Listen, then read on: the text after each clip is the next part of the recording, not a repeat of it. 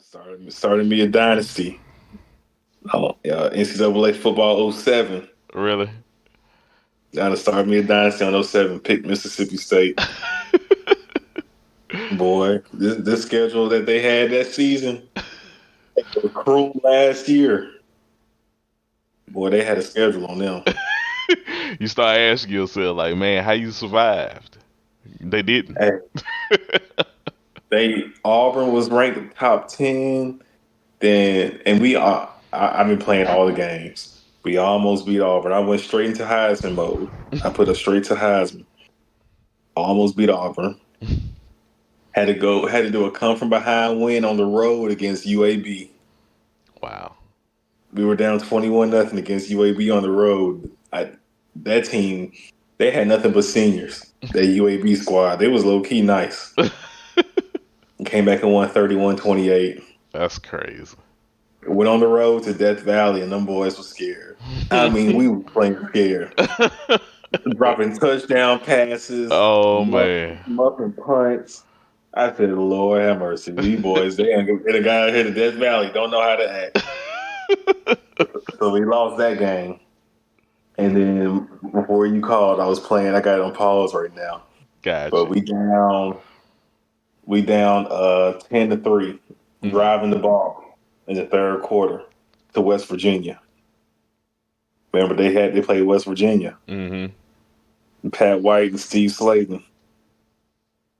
So West Virginia top 5 in the country. This would be our third top 10 team. Auburn, LSU, and West Virginia. I need this win against West Virginia.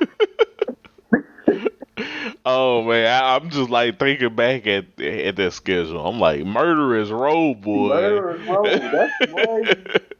Hey, he didn't have a chance to keep that job. Nah. It don't matter how hard he tried, man. They were like, man, get Kroom out this thing, man. Kroom didn't have a chance. That defense was solid. Yeah. I think that was the year State lost 3-2 to Auburn. Mm-hmm.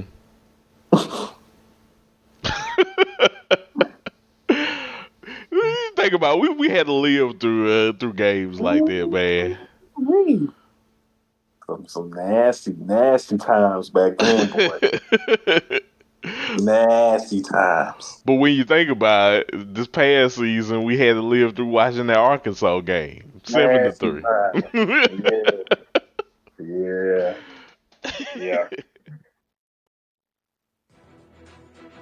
Happy New Year, everyone. Welcome back to another edition of the Breakdown Sportscast. I'm your host, Kory Willis. I hope everyone is doing well on a Friday. Hope you all had a great Christmas holiday and a great New Year's, of course. So hope you guys got a chance to watch a lot of football, open presents, just, be around your loved ones over the holidays. I really hope you guys enjoyed the little time off with the people that you love. As always, I am here with my good friend and co-host. You know who he is. He doesn't need an introduction, folks. He is Chris Bolton. Chris, what's going on, man? Happy New Year to you. Happy New Year to you too, bro. I'm doing fine. How about yourself, Kory? I've been doing good. Trying to start the new year off right, Of course, got some things to take care of in the new year. Of course, trying to be on the path of success, health wise. Working out some more. Come on now, talk to me. So it's one of those things every year everyone wants to do. They want to, get in the gym, get those gains, of course. Yeah. Definitely gotta get those gains. Eat healthy. Yep. I know you out there in Texas. It's a little hard to maybe go from pivot off the beef and the pork to the turkey. Look, man. Especially like Austin, and you got Terry Black. Yeah. Yeah. I've seen videos of how they get down there. I know that's tough. It's tough. It's tough. Everywhere you turn, there's just a smoke pit, just like off on the corner. Just smoking brisket, sausage, anything you Like name I just had brisket last week. Oh, it. You presenting it to me again? Like goodness oh gracious. man. But yeah, no, definitely. I understand those trying to, stick to some resolutions. We Hmm. definitely gonna make that happen this year, and I'm sure some teams they got some resolutions they got to get to themselves, and one of them starts with finding a new head coach. Yes, yes. We would be remiss to talk about that New Year's resolution, of course. Yeah, there are some schools out there that are still looking for their coaching staff, and one we have to talk about is the Alabama Crimson Tide out there in Tuscaloosa. Yes, folks. If you've heard the news, you've heard that former coach of the Crimson Tide now, Nick Saban, the GOAT. The Um, czar of college football. yes, absolutely. He has announced his retirement as the head football coach of the Alabama Crimson Tide. So Alabama is now looking for a new head man in charge down there in Tuscaloosa, and of course, Chris, I've been talking to people about it because they've been wanting to get my take on it, of course. And I told them like, I'll give you this, of course. Listen to the show. Um, but the only thing I've really been telling people, of course, and we'll delve more into it on today's show is just I've kind of and I'm still kind of fighting the thought of Nick Saban not being on the sideline for Alabama. I think this is something we always knew was going to happen one day, and I think even Alabama fans knew, even though some of them were like, "Oh man, Nick Saban, he's always going to be there. He's going to be 98 years old, still coaching the Alabama Crimson Tide." And sometimes things aren't always what they seem. Of course, we always knew it one day it was going to end, Hmm. and that day pretty much became Wednesday. Yeah, yeah. So, I mean, what are your thoughts about it so far? It's like you said, it's something we knew would come one day,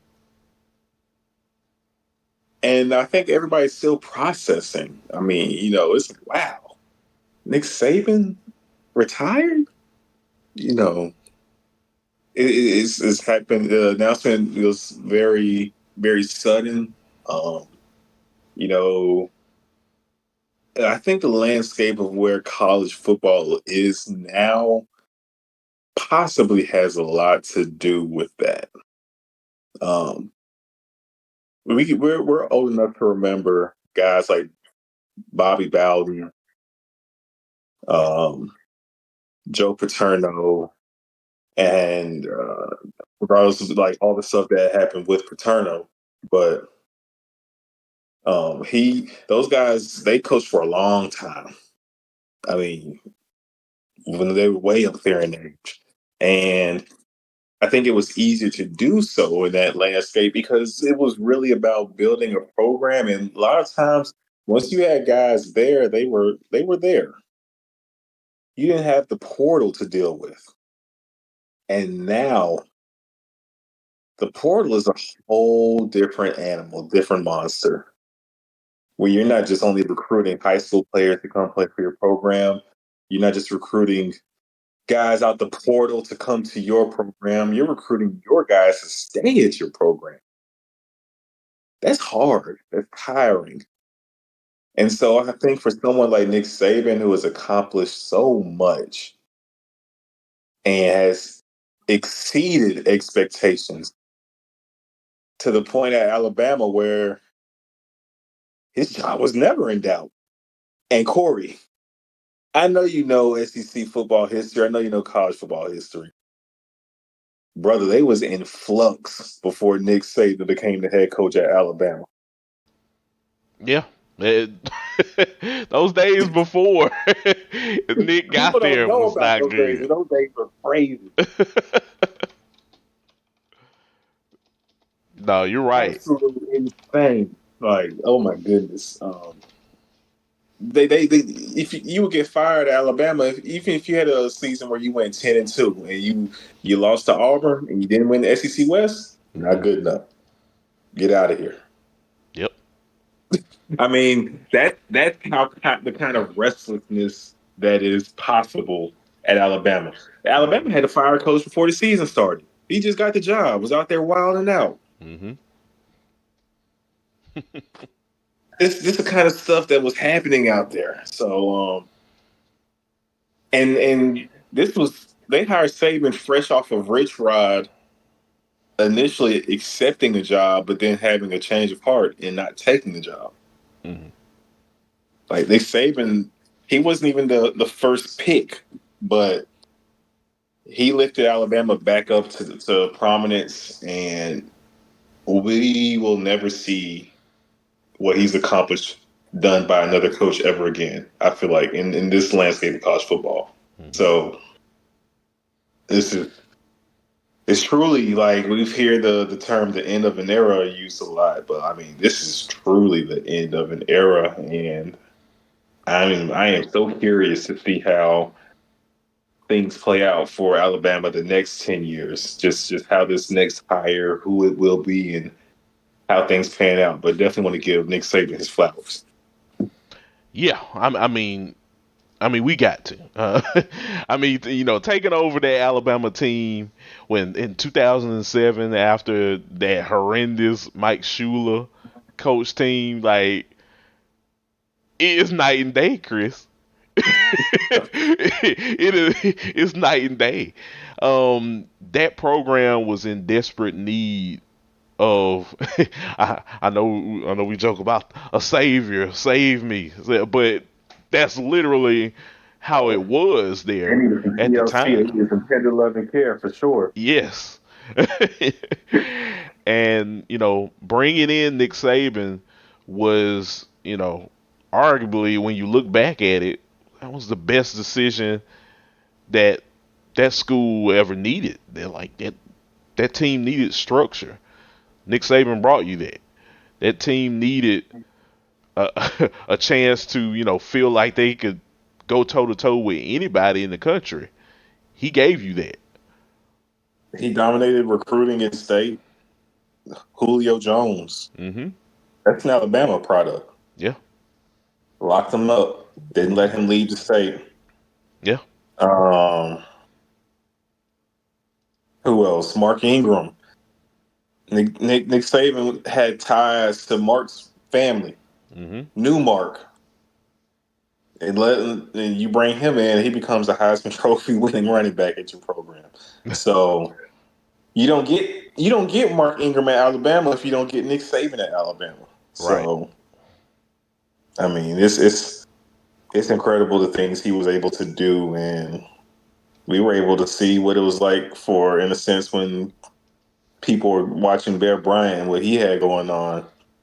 We got to see that with Nick Saban. I mean, if he didn't win the national championship, he was right there in the game. Yeah. I mean, it was like every other year. You win it, lose, or you win it, or you just fall just short. You win it, you win it. All right, you went 10-2, or it's 11-1. The next year you win it. I mean, it's unheard of stuff. It is. It's that's kind of where I'm at now. Like it's not necessarily me being just shocked that he's retired. It's just like sitting back and just like reflecting on everything and just realizing that he's not going to be coaching on that sideline anymore. But look what he gave us during his tenure there. Man, I'm definitely going to go back and just, now that the season is over, I always do this during the off season. Just go on YouTube and search random old classic games and watch them. Hmm. But now I really got to go back and look at some of these. Alabama teams from over the years and some of the classic games that they've had, and even some of the dominant performances, really appreciate what he had cooking. And I'm gonna do it in chronological order. We're gonna start with the '08 season and go Yeah. forward with it. Yeah, it's. I think we have to do that because we remember there were some dominant teams, but the stuff Alabama was doing on defense in this early part of his tenure, the defenses he was trotting out, man, the defenses were full. It was like everybody, if you started, you were getting drafted at some point, whether it was in the first round or the sixth round. Mm-hmm. It seemed like all 11 starters were drafted. Yeah. That's the kind of defenses he was trotting out in the field. Right. There was no weakness at all. Like that's what scares me to this day in watching these teams where yeah, you probably saw one guy and said like, hey, I think the other guy is probably just a little bit better, but for the most part, that whole team was no slouch. Everyone had some level of NFL caliber talent flowing through their veins. And you had to because the guy behind you was waiting to take your spot to show that he was the NFL player too. Absolutely. Like I, the like think about those war rooms that they had over the years of all of those corners and receivers and offensive linemen. Like I can go on and on about offensive linemen and defensive Mm-hmm. linemen at Mm-hmm. Alabama. Like Mm-hmm. just studs everywhere. Yeah. Guys, coming into that program wanting to compete at the highest level against their teammates. He brought those players there, and man, you A can't lot of times, those were probably the hardest games. Were the practices probably they had to for a have lot of been them? I know for several of those seasons, the most difficult times, if we were fortunate enough to get some to have somebody on, they would probably say those practices were the hardest thing hmm because the dominance they showed on the field, you just knew they were putting in work at practice. Like it was some crazy practices going on. right. It just So had to been. Like I would have been a fly on the wall, just wanting to witness practice at Alabama. I want to see this culture that was yeah, cultivated. Yeah, definitely it's something special. Definitely something special. yeah, it is. At this point now, Chris, like I look at this as we're in the era of NIL and guys wanting this amount over that amount and stuff, and it had to be, and pretty much you said it had to be something that Nick just saw and said to himself like I've mastered my way of coaching these guys without the use of NIL. Now in this new era, I don't think I got that amount of patience in me to catch up in Man, this that era man I of won. college. You know what? How many national championships? I ain't got to put up with this. Right? I I've got done it nothing else to all. prove. Yo, I got a statue. While as I am living and still coaching the football team, there is a statue erected of me outside of Bryant-Denny Stadium. I don't need I this. can go home. I don't need to do this. I don't need this, man. I don't need this. And you just kind of feel for him because deep down inside he probably in a different world where NIL didn't rule the world of college football, he would probably be back next year.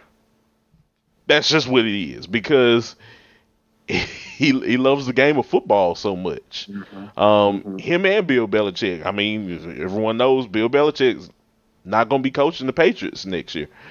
Right. These are guys that football's in their blood, and when you add in things like NIL into the factor, and I mean you can kind of look at it too, folks. The whole spat that he had about Jimbo Fisher and We warned A&M and y'all. all of that We said stuff. something needs to be done about this. That he was planting the seeds then, Chris. He was letting you You're know right. then You're right. that You're right. this all of this isn't for him. He Mm. tolerated it for about as long as he could He until adapted. he couldn't. He adapted. He adapted and evolved as a coach. A lot of those Alabama teams were simple offenses and just went on the back of their dominant defenses, and over the years became a spread offense, an offense that would be big down plays downfield. You saw how Lane Kiffin used Blake Sims and what he did for that Alabama offense, and it seems like since that point, the offense took off from there after Lane's tenure as the OC. And you saw Saban adapt to the portal, brought in guys like Jameson Williams from Ohio State, and the season he had at Alabama. Brought in Jameer Gibbs. I mean, he's adapted with the times and still had success. Won a championship in this decade in the 2020s. So he's stamped. So yeah, he doesn't have to do this anymore. He gave it a try and is won in this era.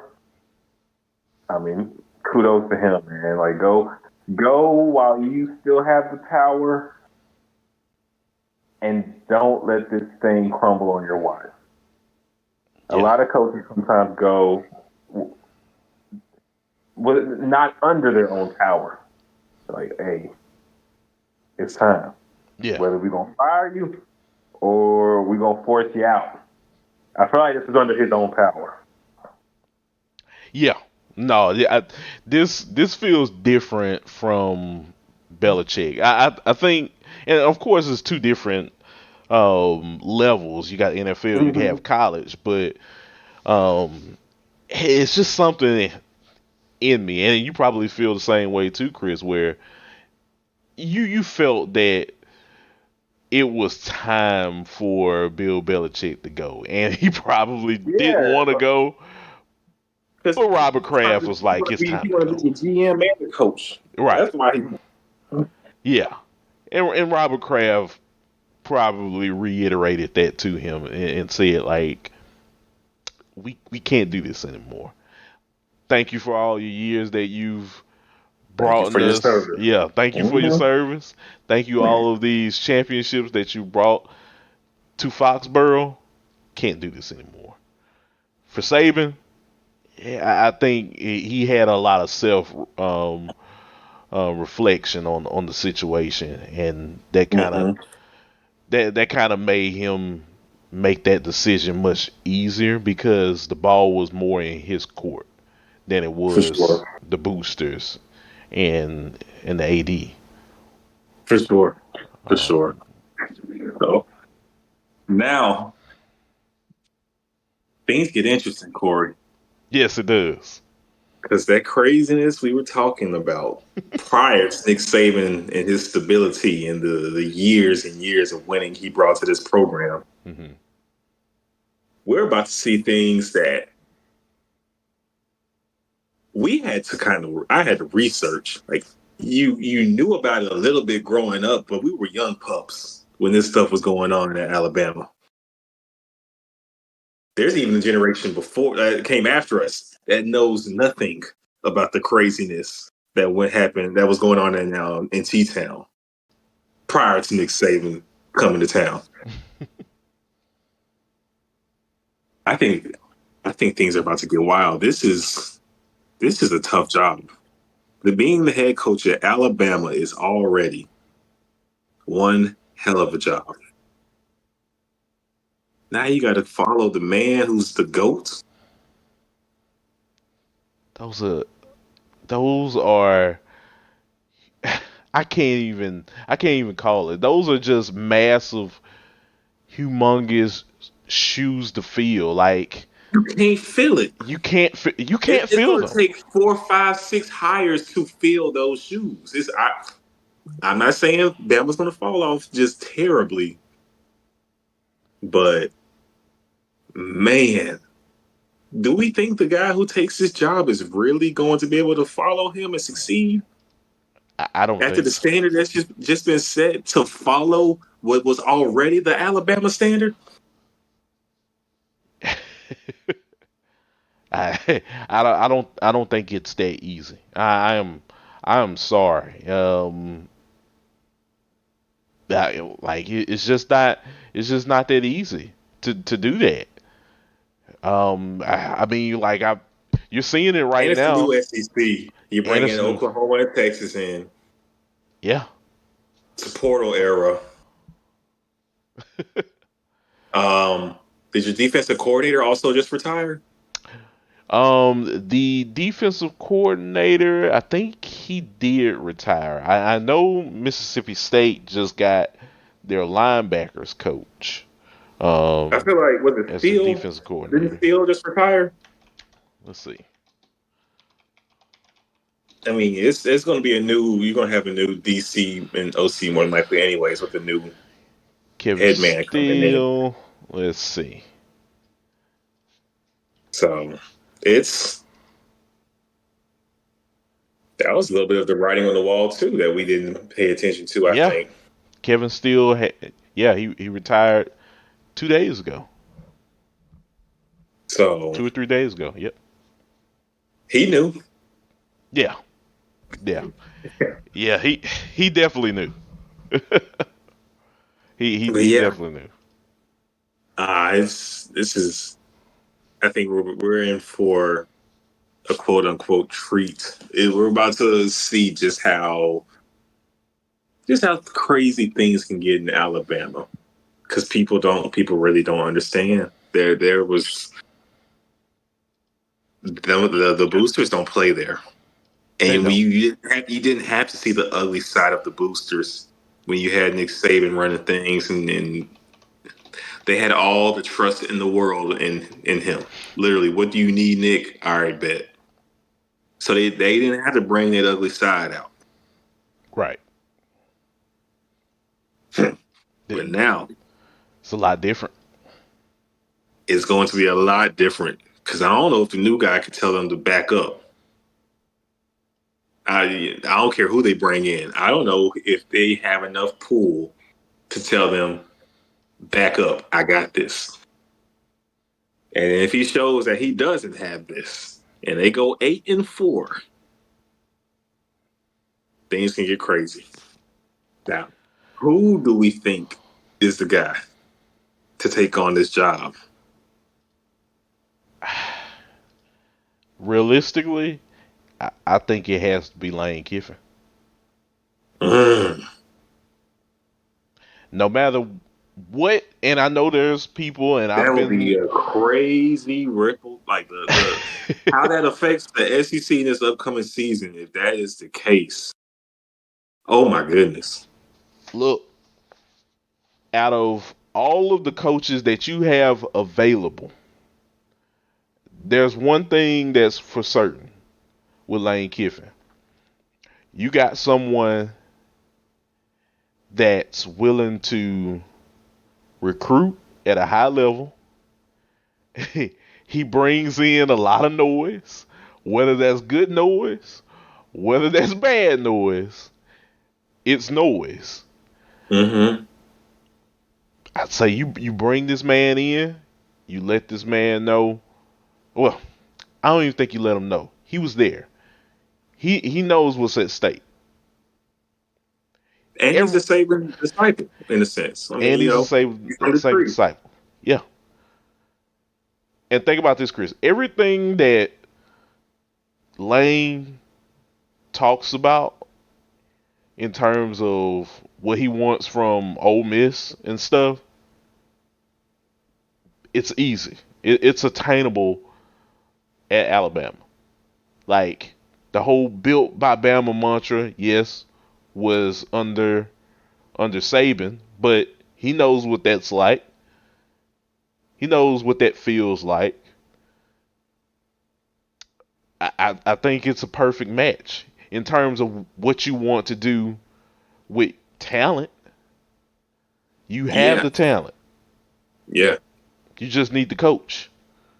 I I agree because I think it's evident this off season and on the last 3 seasons. There are few coaches that are as good at working the college football landscape with how it currently is than Lane Kiffin. The man is dominated. This offseason, Ole Miss is dominated the portal. Ole Miss right now, we had a way too early top 25. They are a preseason top 16. When you look at the roster they have returning, despite losing Quinshawn Judkins, I still think there's preseason top 16. Ole Miss we are talking about. We're from Mississippi. Yeah. Every 5, 6 years, you might have had Ole Miss preseason top 15. There was always that 1 year in the cycle that Ole Miss would be a top 15 school. Mm-hmm. This team is perennially playing in power New Year's, New Year's Six bowls, bowl games. Um, this man has the philosophy, explosive offenses, master recruiter, and portal magic. Not everybody has that. No. Everything that an Alabama fan would ever want And out you of their need team, to be successful in this landscape. Lane Kiffin has it. he check he checks all of the boxes. All of the boxes. He That's the wins in the hire. portal.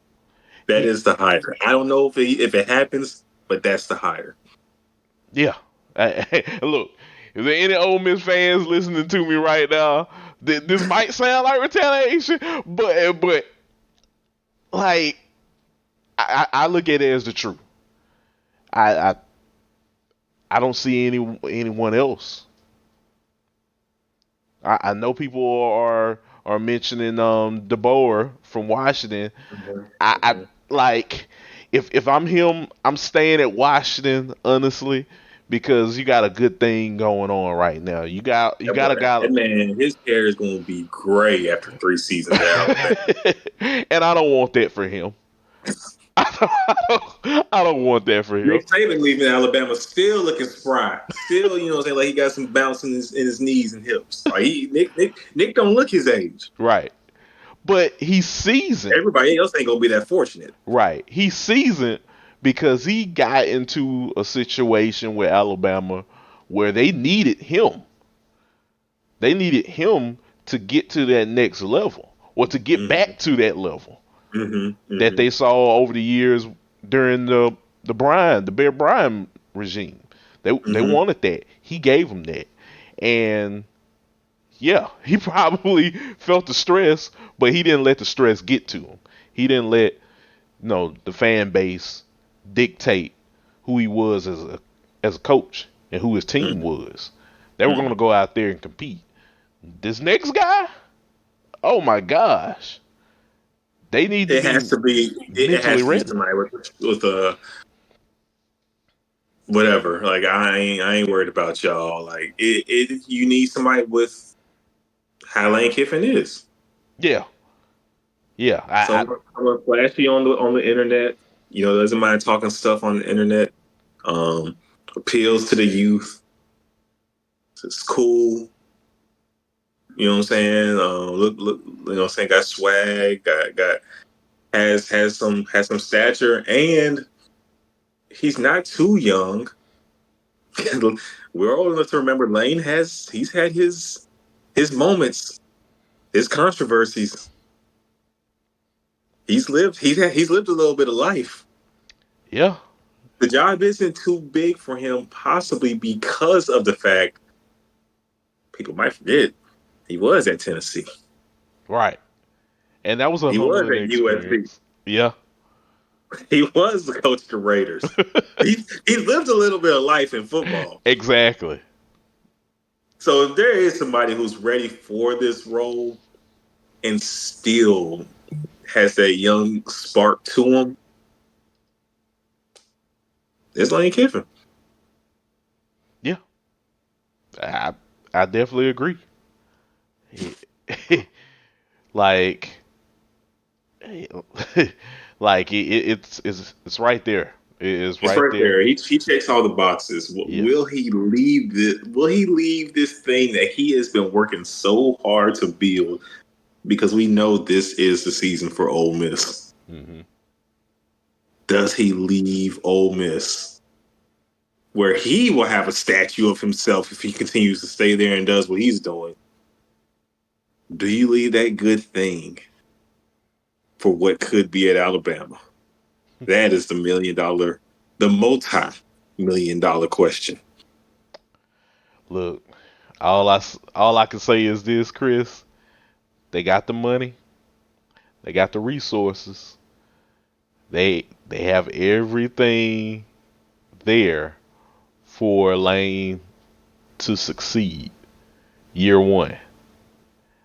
Man, And you can can possibly save that recruiting class because they're dropping like flies right now. they are, but they will definitely.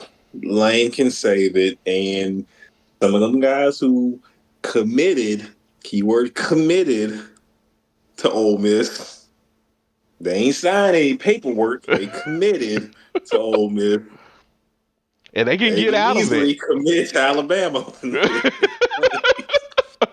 Just saying, which won't be good for a team like Ole Miss that, they were looking, if it does indeed happen, you know, they were what looking a to take the next step in the state of Mississippi. what a sick, twisted world we'd be living in if he does go there. Because then the Iron Bowl is now Lane Kiffin, former Ole Miss head football coach, if this happens, versus Hugh Freeze, the man at Auburn, who Auburn hired knowing he knew how to beat Nick Saban. Well, he got to beat Nick Saban now.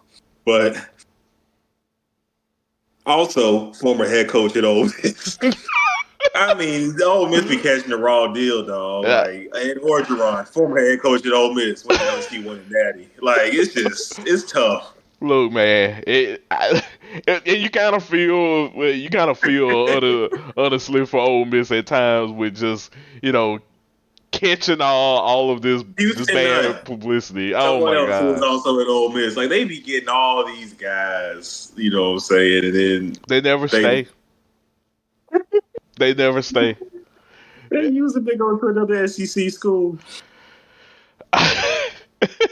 It's unfortunate, of course, if you're an Ole Miss fan, but I mean, well, what can you say? Yeah, if this takes place, I I don't know what to tell them. Like, That's tough. That's tough if that takes place. We yeah, will see. we That's will tough. see, but yeah, all I can say is congrats to Nick Saban on his retirement. Um, it's well deserved. Winning 6 national championships, yet alone one, is it's not easy at all. There's no easy feat, and yeah, he can just sit back and chill with his rings, and give knowledge to Deion Sanders at this point. You acknowledge the prime, and when he's ready to be a college football commissioner or the head of the CFP, whatever position he wants, it's there waiting for him. Yeah, yeah, absolutely. So yeah, man. Anything else you want to mention before we kind of delve a little bit into the national championship game? Nah, man, we've I think we've hit on it all. I think ultimately, I think it might be Mike Norvell. We will see, but I'm like you. If I'm Alabama, I think you almost have to go the anti Nick Saban route. Like you gotta go. You gotta. I think you gotta go flashy. Mike Norvell doesn't really kind of do it for me. Not that he hasn't accomplished things at Florida State, but I think you go for the home run hit, and the home run hit is Lane Kiffin. So we'll Okay. see how it plays out. I know we'll have our we'll have another pie when that news breaks on who's the head coach at Bama, because the college football landscape it moves like it's like the sun and the earth. You know what I'm saying? Like when Mhm. as Alabama moves, college football moves. Yeah. So this hire will have significant impact on the college football scene because we are in January. This isn't November. Right. This isn't before the early signing period. Hmm. This is extremely late in the game. So somebody is about to feel some ramifications, and then they got to fill their coaching shoes and hire somebody else. I mean, it's just onward and onward. So this is major. Yeah, it is. It's definitely something that we're going to be talking about over the next several days. I know Alabama said that they are looking at, well, at the time of when they announced Saban's departure, they said that they were looking at getting someone within 72 hours. So either tomorrow, maybe Saturday, if they need to extend, is the time where we'll hear something. So it's definitely something. For sure. For sure. Well, ready to talk some natty talk? Yeah, yeah. I mean, we could talk about this very underwhelming national championship game. Oh my gosh, folks. So yeah, so we've crowned the national champion, ladies and gentlemen. Michigan has defeated the Washington Huskies 34-13. They have capped off a 15 win season for the year, Chris. And yeah, people Ann Arbor are still celebrating right now over that win over the Huskies. Um, what, what did you think about this whole game in general? Just because for me, I think it started to feel like it was going to pick up in the third, and Michigan just ran away with it. There was no way for Washington to come back, especially after Michael Penix's injuries, of course, Right. and the drop Michigan, passes. yeah, Michigan just went. They they were getting a little too cute at one point. You saw the very first drive of the ball game just how dominant the offensive line could be in this one. How they were just moving people around left and right. And I feel like they was passing the ball a little too much and got away from who they were. And they pressed the reset button on things and had some timely play action calls to go along with the run. And just they were simply the better team. Weren't the flashiest team. They were the better team. Washington, a great team, but also a very fortunate team. I feel like this season. I feel like we kind of chronicled that. They've gone through like 2 months straight of like every game being close. That's, that wears you out. It does. That takes a toll on you, and you can only pull off so much magic so many times. And just they face an opponent that's well coached, determined, motivated to win this one, especially with all the stuff that was circulating around the Michigan program this season. Um, so yeah, I wasn't shocked one bit. You know me. You know if we had a pod, I was going to tell you Michigan's going to win. I was going to rock with Michigan.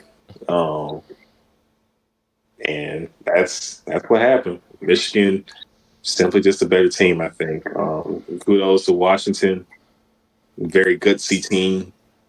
Um, but Michigan has a stellar defense, and Johnson on in the secondary, he's gonna play a long time in pros. So Yeah, shout out to Michigan. yeah. Like just a big win for the Michigan program. I mean they've been looking for this for years now. Man, um, shout out this is for Mike Hart. yeah. This is for Mario Manningham, Hmm. for Braylon Edwards. Uh, shoot, who else? This for Chad Henne. I mean, Michigan's had some guys come through and Yeah. had some special seasons, but This for Tom couldn't do Brady. it Oh my God. Yeah. No, you're right. You're right. I mean, first national title since '97. I mean, that's that's a long time now. So they've been looking for this for a win like this for a while, and hey, Jim Harbaugh delivered. They had to go through a lot of mess to get to this point. From him, being on the sidelines and not being on the sidelines, it's amazing that for the season that they had and with all of the scrutiny and stuff that was put on the program, that they still did this. hmm Um, yeah, Focus, man. They they were had a focused. they had a mission. Yeah, yeah. The mission was clear, and yeah, they definitely um seized the moment, seized the opportunity, and now they're crowned as your new national champion. So yeah. Now that the champion has been crowned in Michigan, with all of the bowl games that happened this season, Chris, who are your biggest winners and losers in terms of what you see from them going in the next season? Ole Miss TBD should be currently at this moment they are a winner. Um, some other teams that come to mind for myself, I'm gonna mention Arizona. Yes. Arizona is solidifying their great season with a win in the bowl game against Oklahoma. Preseason top 12 team. I they're one of the favorites. I feel like to win the conference in the Big 12 next season. Hmm. Um, expect big things from Arizona. They are bringing everybody back. Um, Tennessee is also a winner in my eyes. They have found they have their quarterback of the future. Tennessee's offense will be potent next year. There's going to be some rough patches. Going to have some times where your quarterback shows his inexperience. But Tennessee has their QB. The Vols will be a problem in the force and can possibly make their way in the college football playoff next season. So if I had to make an early bold prediction, it would be that Tennessee makes the CFP next season. Oh, nice. Hey, any Vols fans listening right now, you probably excited right now. I look, hey, we talk about Alabama, we talk about Georgia, Michigan, Texas. Just they got good news about Quinn Ewers coming back. I think that's good for them. Um, for Tennessee, I think they're doing a really good job right now with recruiting. And look, I think while we're in this decade, they gotta win one. The next 3 years is the window Hmm. to definitely with I forgot how to pronounce his name, but we both saw you know the quarterback I'm talking about. They're young. True, the freshman QB. Yeah, Nico. Nico. Yeah, we're just gonna go by the first name. Nico. He's a dog, man, and he's someone. I remember when I saw Anthony Richardson the first time, I was like, "Whoa, Anthony Richardson! This dude, he's going to be a first round pick. He's going to be a top pick one day." And then he became a top pick. I'm seeing Nico play, get his first career start. Got the same vibes. Whoa, that guy, that guy's going to be a top 5 pick one day. Mm-hmm. And the kind of offense that Tennessee is capable of having, because we've seen it in 2021, how prolific it can be. Mm-hmm. They can tap back into that. And the defense that they had this year, they mess around and have the defense going clicking at the same rate as the offense was. If those two sides of the field can be playing great ball at the same time, Sky's the limit.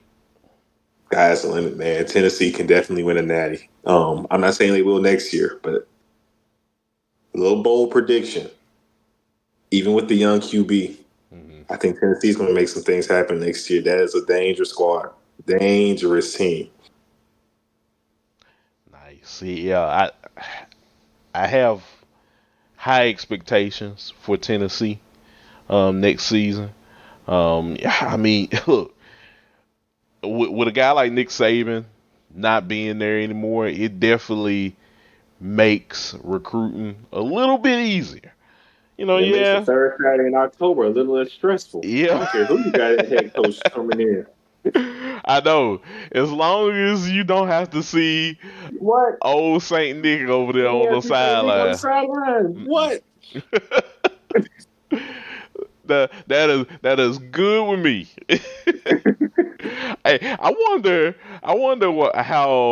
how good old Jimbo's kind of thinking about this. Like, Nick Saban retires right before he can just get like one more shot at A&M to make things right with the good old Aggie crowd.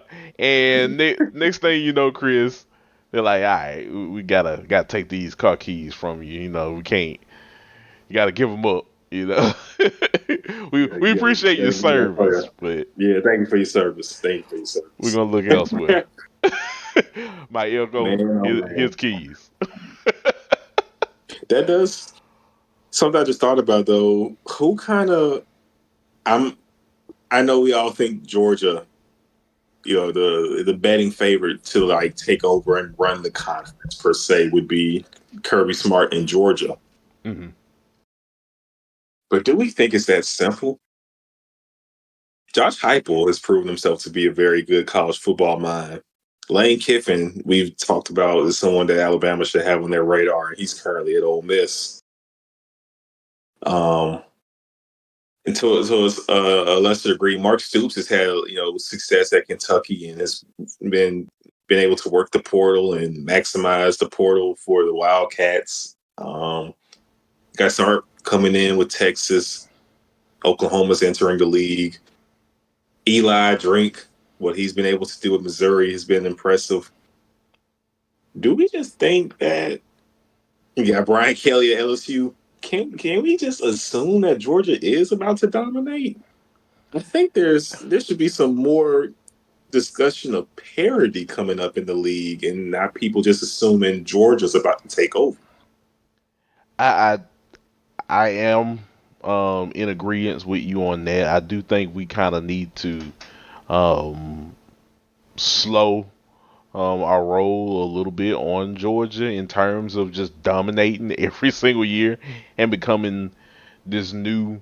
I mean, people already started to call them that, like they're the new Bama, like they're creating their own dynasty, and I do think um, there will be times where they'll be in the thick of things, of course, in winning another national championship. But when you have all of these teams, like you just said, that are rising to the occasion, um, it isn't going to be that easy. Um, one thing I could say about Nick Saban that I kind of still look at Kirby Smart and I ask questions on is is he ready to make those late game adjustments? And look, I know he's a really good coach and he has done them before, but can he like seize the moment like a Nick Saban did in you know making those late game adjustments when your back is against the wall? Um, you got to do Yeah, something. You got to make Nick Nick make the right Nick didn't decisions. he didn't mind benching Jalen Hurts Right. and putting into Those are the things I'm him. thinking about. And you can definitely say the fact. I personally feel like Kirby rolled with Jake Fromm over Justin Fields cost Georgia a national championship He did. and added one to Nick Saban's Hmm. trophy case. Yep. I mean, that's something that I think Georgia fans kind of need to remember. As good as Kirby Smart is, making those decisions when they need to be made, I mean, only time will tell. I have yet to see that side of Kirby Smart that can right the ship when things aren't looking so well for Georgia. Hmm. Um, Even this season with Nick trying out the other QBs. Okay, y'all ain't it. We gonna have to figure things out with Milrow and mhm. put him right back in as a starter. Yeah, yeah. When it comes to the quarterback position, that's something I'm looking at with Kirby Smart because he's very particular on who he wants out there and who he wants to stay out there. And sometimes it might not always be the best for the team, especially at the way that you recruit and knowing that you may have a guy that may just be a little bit better. Hmm. Give that guy a chance. Let him go. What's the worst that can happen? We saw Nick Saban make those tough decisions. Took out Hurts, put in Tua, brought him a national championship, beat you. you know, If that didn't teach you, learn you something, teach you a lesson. I don't know what else I will. don't know what it Like that is. happened to you. yeah, I don't know what will get you to see. It's just something for me. It's on my mind in terms of um, where Georgia stands in all of this because you're right, Chris. It doesn't get any easier now when you add in two teams, especially a well-oiled machine that recruits well. Powerhouse programs, two Yeah, blue bloods right. in college football. Yeah, like living out here in the Austin area. Look, I know. I know how much it means to a lot of people being a Longhorns fan and what Texas has done to maintain its relevance in this new age of college football. That whole NIL with just offensive linemen, hey, that's pretty tough. It's That's pretty very tough. smart too. Very tough. And I know people. I know Texas is losing A.D. Mitchell and Xavier Worthy, Hmm. two guys who will go on to do great things in NFL. They are bringing Quinn back, but if he doesn't play, Quinn is a great QB, but I don't even think he's exempt from what could possibly happen next season if he doesn't showcase dominance at the QB position. Because Arch is coming. I look, man. He Arch, breathing down your neck like he's breathing Godzilla. down your neck. That's a bold move by Quinn coming back. Because look, things get a little shaky. He could get Kelly Bryant. Oh no, not the Kelly Bryant. He could get Kelly Bryant, and Trevor Lawrence came in that thing, and nothing was the same. Yep. So, look, I want the best for Quinn. I ain't saying he's going to get Kelly Bryant, but that was a bold move on his part coming back because Arches look really good, and in the time he's been in, and I know he's improving. He's only going to continue to get better and better. And if Quinn has a great year this year and Arch gets to sit again, Lord have mercy. 2 years of experience sitting and improving as a quarterback. And when he gets his chance to start that junior year, Texas is set up. Absolutely. Texas is not about to let Arch leave. Even with Quinn returning, Arch isn't going anywhere. You don't have to worry about that. Texas is set at the quarterback position for the next 3 seasons. Yeah. Not everybody else can say that. Yeah. That's going to be very big in as they move into the SEC and compete with the revolving door that normally is the quarterback position. Mm-hmm. To have some stability there, Texas will be a force. Most definitely. Most definitely. Those are the things I'm thinking about. Just with the Man, SEC, I it's mean, going to be crazy. it's gonna It's be going to be crazy. crazy. It's gonna be crazy. It's gonna be crazy. I mean, we don't know what Jim Harbaugh is thinking. And do I stay or do I go?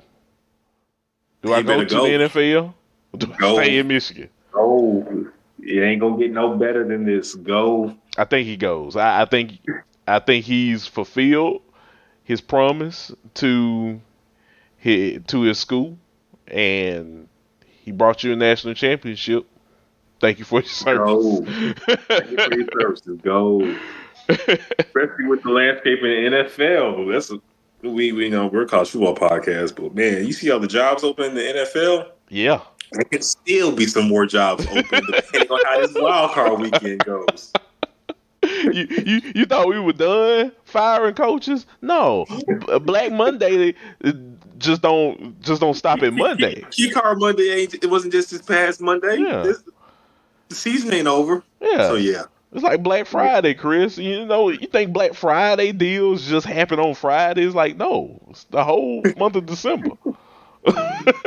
Man. So yeah. It's boy, college football was one thing this year. Well, this past year in 2023. It's gonna be a whole other monster in 2024. Yeah, and we're gonna be here covering it. You right.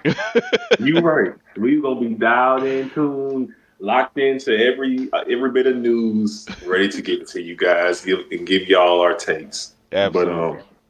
yeah, I don't know if FanDuel, to the people who are in states where you can bet, if you can do future bets on who makes it to the CFP or dark horse to who wins the SEC. If they got Tennessee posted, just throw 10 on them. Nothing major. Just throw a few bones on Tennessee. It won't. And thank me later. I ain't saying they're gonna win the conference, but you're gonna get some bang for your buck with those odds because I'm pretty sure they are heavily leaning the Georgia and Texas way. Absolutely. So, yeah, Yes. Is that everything you want to get into for this show? yeah, I think so. I did have I'm sure we probably we probably will be back at it very soon once Alabama announces their head coach. I think you're right. Yeah, it definitely we'll be talking about that. I did want to kind of go over a little bit of recruiting just to kind of Okay. see what are your thoughts about the early signing period and stuff, and we'll delve deep a little bit more Mm-hmm. on recruiting folks as we get towards National Signing Day in February Mm-hmm. and stuff. So we'll definitely have time. But what have your thoughts been before we head out today? Just about the early signing period and where some teams are at right now. Yeah. So how I'm kind of looking at things right now. Of course, the big dogs have been doing fine. Texas, Georgia, they've all had good classes. Some good news. I will say though, for Georgia, having one of your key marquee quarterback prospects go into Nebraska, that's a tough blow for Georgia. And you already had one of your 5-star guys now transfer within the conference to Kentucky. Mm-hmm. So that is tough for Georgia, but it's Georgia. That kind of happens when you're Georgia. When you are bringing in a bunch of 4-star guys, you're gonna miss out on some players. Some guys are gonna leave, and you're gonna miss out on some recruits too. But Right. I've liked what I'm seeing from Texas. I like what I'm seeing from Miami. Mm-hmm. Miami is another team. Mario Cristobal, he knows what he's doing. Yeah. Currently ranked number 4 right now in recruiting. Miami they have some pieces there, keeping that talent in state in Miami, and with what is currently going on, I don't know if anybody's talked about this with Billy Napier and his job security influx at Florida, with the NIL violations that have been reported by On3 Sports regarding Florida State, and also Mike Norvell. Will he stay? Will he go? Because he's someone that's been discussed as possibly Alabama's next head coach. Miami can very well be back in the next year or two, like back, like 2000s playing for national championships back with all of this going on, because Florida is a team that's had a great recruiting class and has a lot of talent committed to them currently. Florida State has been a dog in the portal. If those two coaches are not the coaches there soon, where do you think those guys that are in the state are going to be looking forward to probably playing college football at? I'm just saying. Yeah. It's definitely interesting right now. Miami has a cold class right now, but let Florida let these guys still be shaky on Florida, because Florida has lost some recruits. Yeah, they have. Where do you think they're going to end up going? I'm just saying. Look, the U right now, ranked number 4. This is about as high as I've ever seen Miami be ranked. Um, yeah, I mean, And they have room to grow. They could, before signing day is over, they could very well have the number 2 class in the nation. we could be seeing a return.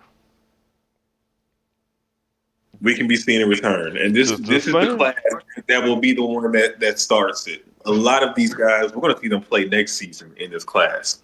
Mario's not going to. He's not going to waste any time getting the talent on the field. No, not at all. I mean, why would you? Like, you gotta win. I mean, Miami hasn't been what, they haven't been to a national championship since It was 02. 2002. Yeah.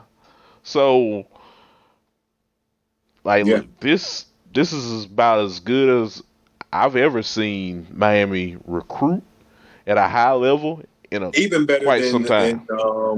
than the class under Coach Shannon when Hmm. they had what's my boy at quarterback.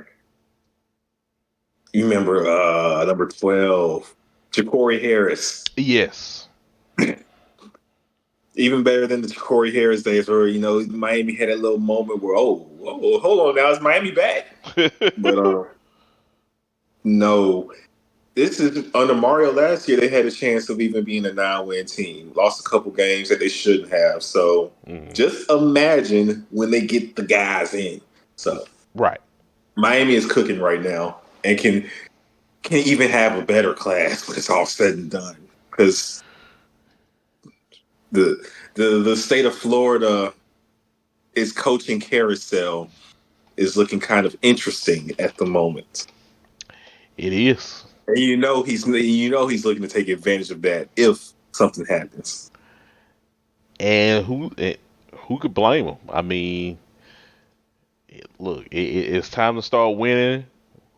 Um, it's time to start winning, of course.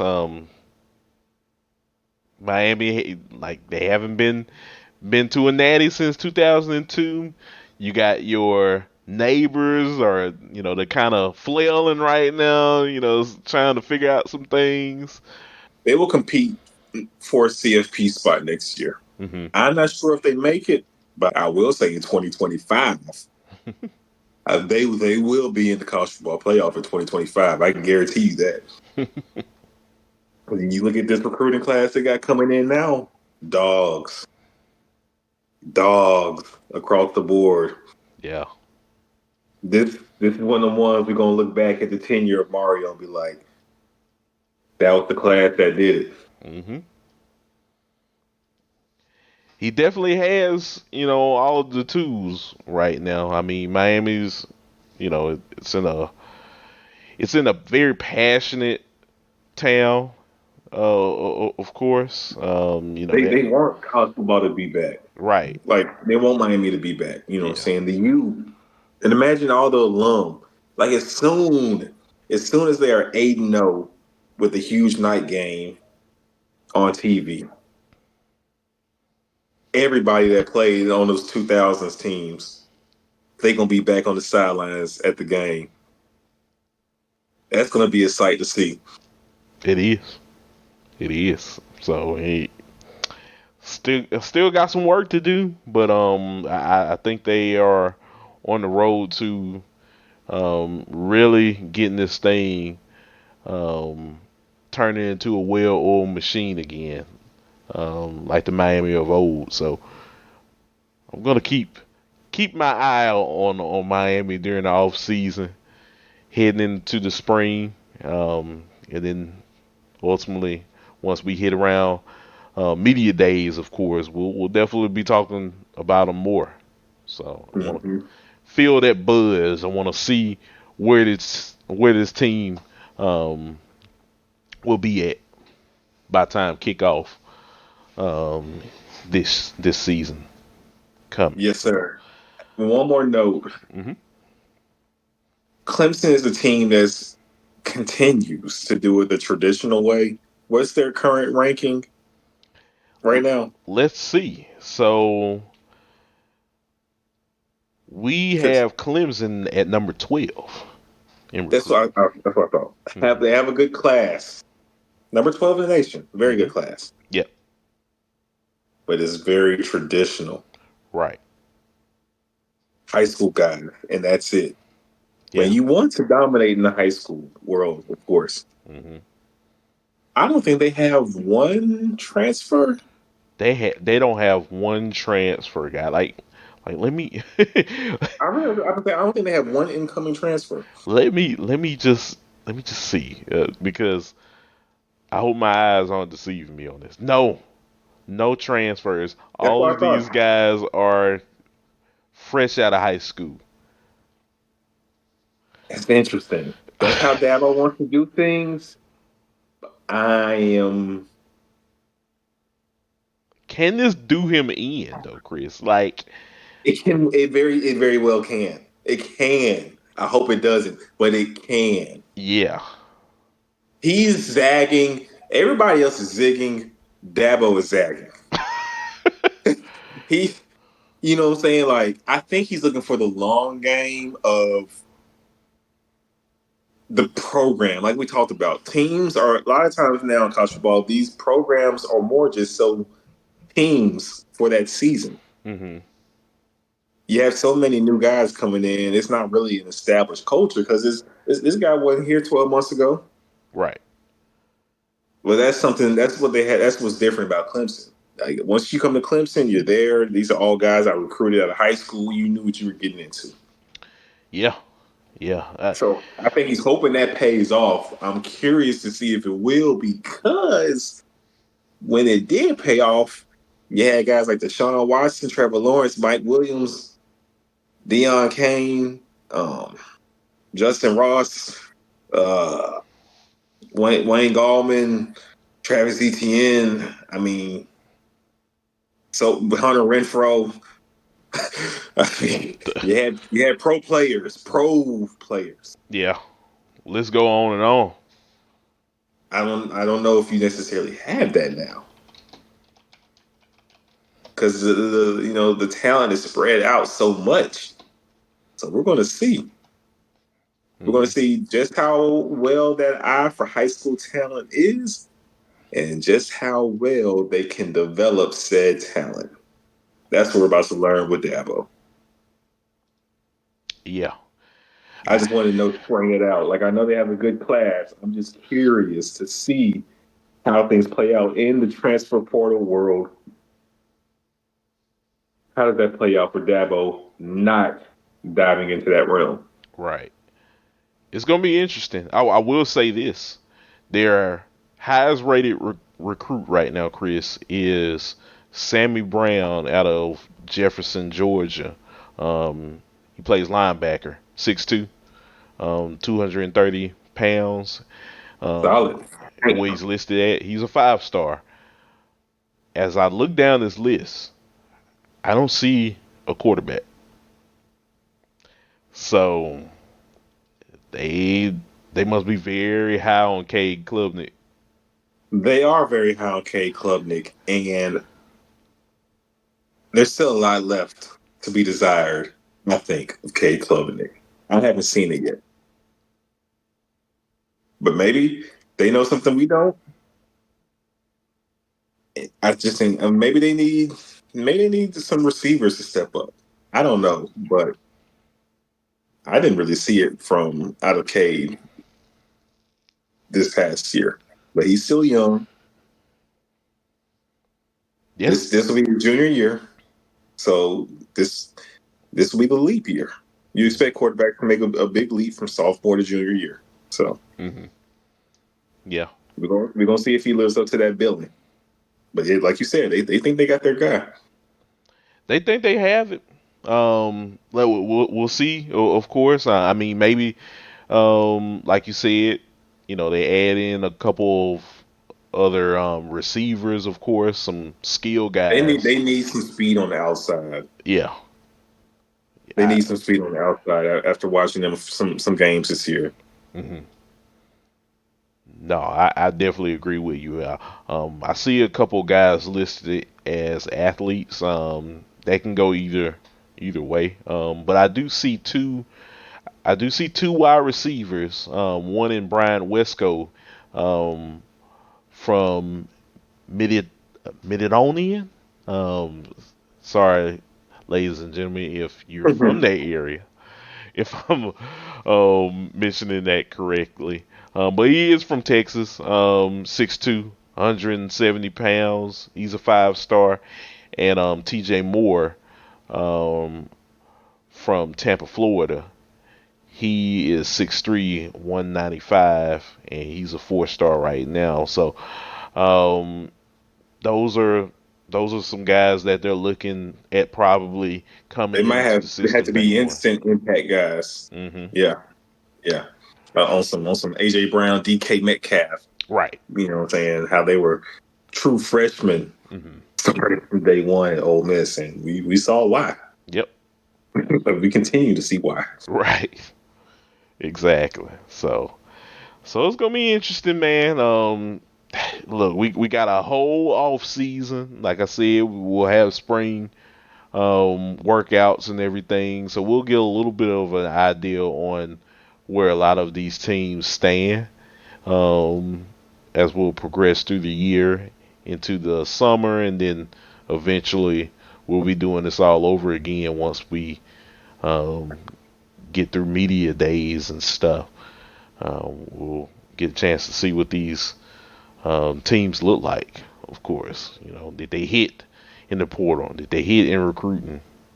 Or you know, or are we having some other issues, of course, that will need to be dealt with. So it's Hmm. it's gonna be interesting, but we will be here, definitely. to talk about it. So yeah, man. Anything else, man, that you want to mention before we head out?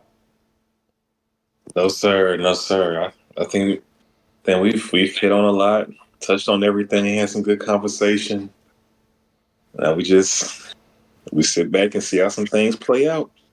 Absolutely. It's I mean this is going to be a domino effect. I agree. It is. It is from Saban leaving to just the coaching carousel in general. Like, And it plays into the recruits, yeah. the portal. hmm I mean, we're definitely in for a whirlwind, but that's what makes this game great. Of course, is sometimes getting that uncertainty, and then once we get those things answered, we can kind of look back at everything, see how everything worked out. So yeah, man. Yeah. Well, ladies and gentlemen, we appreciate y'all listening in as always. Um, just capped off the first episode of 2024. yes Um, sir. we plan to have many other episodes for you guys, um, as well as hopefully we plan to do some interviews, of course, as well. This is, I think, a perfect time to kind of, delve deep into some of these um, college footprints, of course, and talk Mhm. and get on the ground, talking to some people around some of these programs, of course, just to see, what your favorite teams are are looking like.